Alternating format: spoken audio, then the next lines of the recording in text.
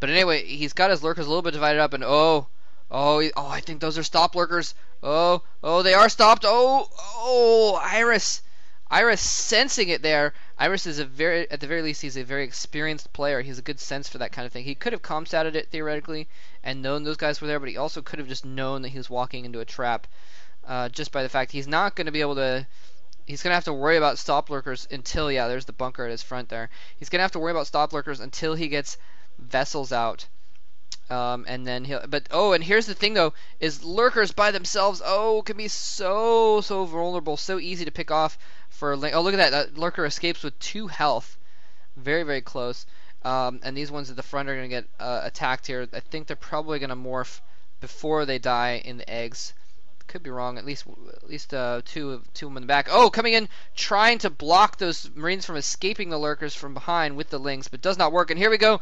He's going in and picking off all, but he picks off another one. He only loses a couple Marines. So that's what I was going to say is lurkers by themselves can be very, very, very vulnerable to Marines, especially if they're microed well, if they are spread out and they get a surround, or at least they go in a line and attack the lurkers. The lurkers can only attack a couple of the Marines at a time, so it's very, very easy to pick off those lurkers.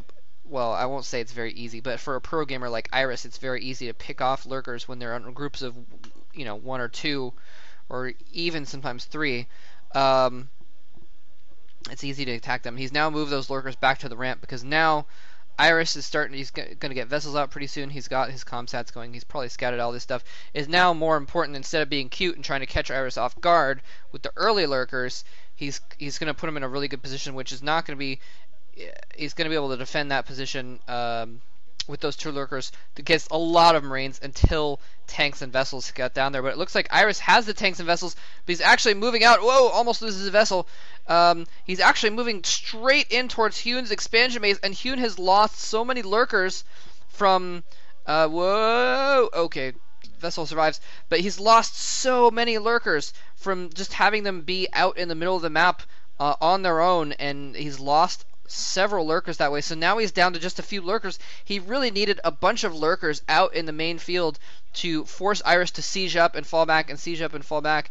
But he's actually just going to go in now. Look at this. He doesn't even need the siege tanks. The siege tanks soften up the Sun Colonies. He's going in. He's going for the kill. There's only a single lurker left. The last lurker goes down.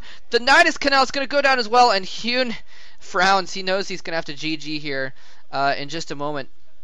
Yeah, so Hyun is going to go down in the first game. Well played by Iris. Just a nice little timing push there. And Hyun went for those fast lurkers and lost way too many of them in the field.